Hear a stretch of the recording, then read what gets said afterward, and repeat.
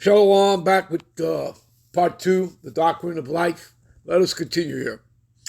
All right, I believe we're at verse 4.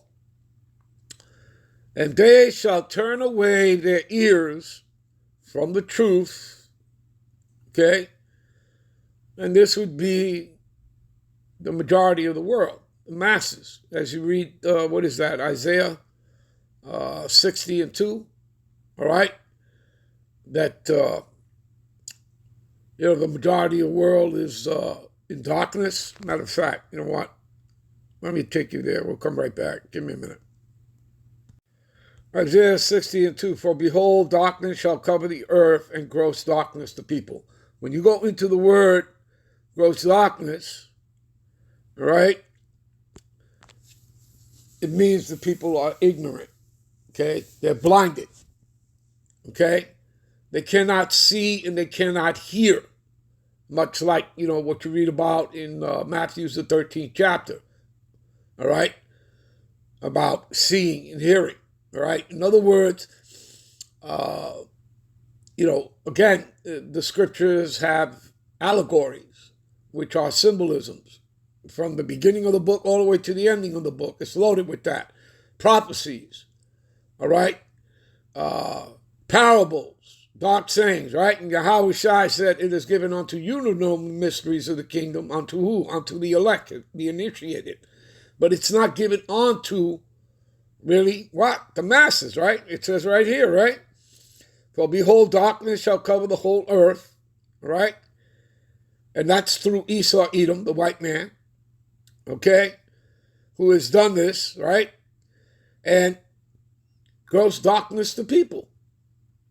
Okay, so that you see that the majority of people cannot come into the understanding of the scriptures.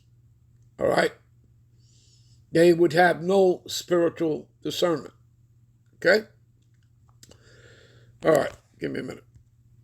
Okay, back to Timothy 4. And they shall turn away their ears from the truth and shall be turned onto fables. Right, onto cunning fables. What's an example of that?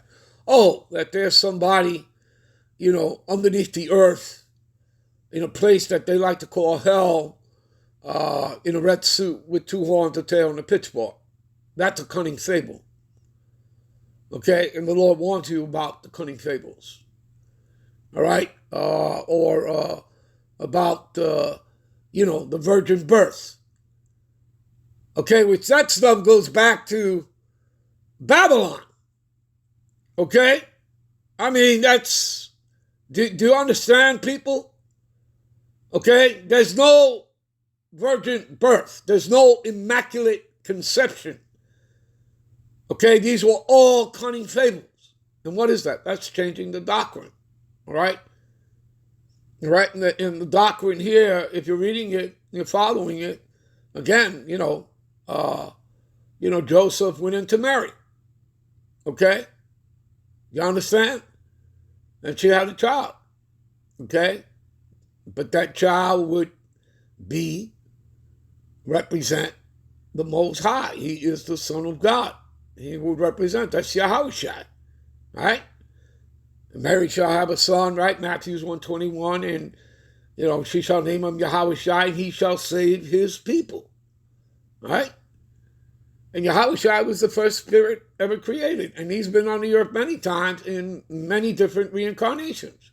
Second Adam, Melchizedek, all right, the king of righteousness, right? It's his priesthood, all right? It came back as Isaac, the father of Jacob and Esau, all right? And by the way, right, so he gave Esau the blessing of the sword, right?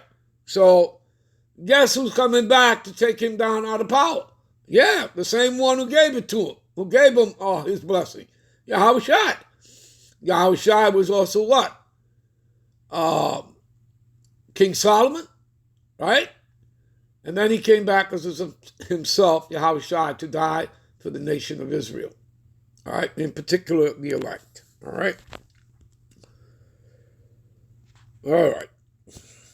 All right, and that's just to give you an example, people, all right, of these cunning fables, all right? Now, anyway, But watch thou in all things, endure afflictions.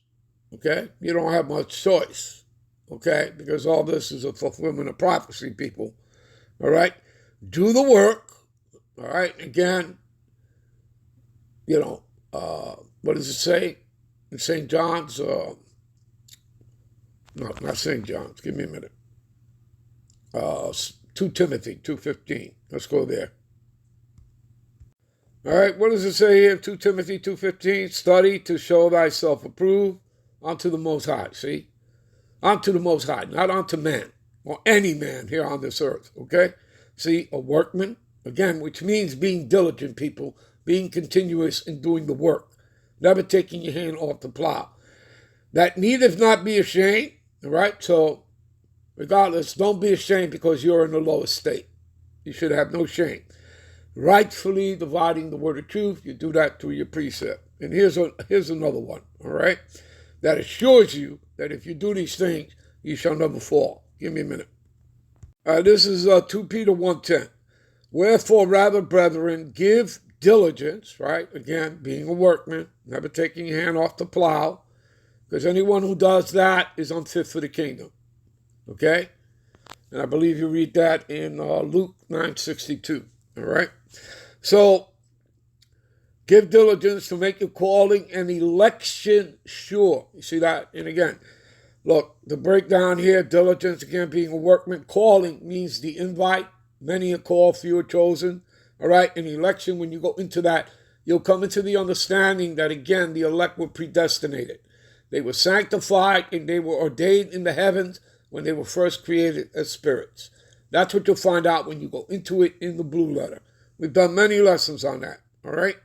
So, to make your election sure, if you do these things, you shall never fall. You see that? So the Lord is assuring you of that. And again, that goes along with what you read, Revelations, the 2nd chapter, 26, 28 verse. He that overcometh and keepeth my works, right, to the end, to him will I give power over the nations. There you go. Give me a minute. All right, we'll end this here. We'll be right back with part 3. Shalom.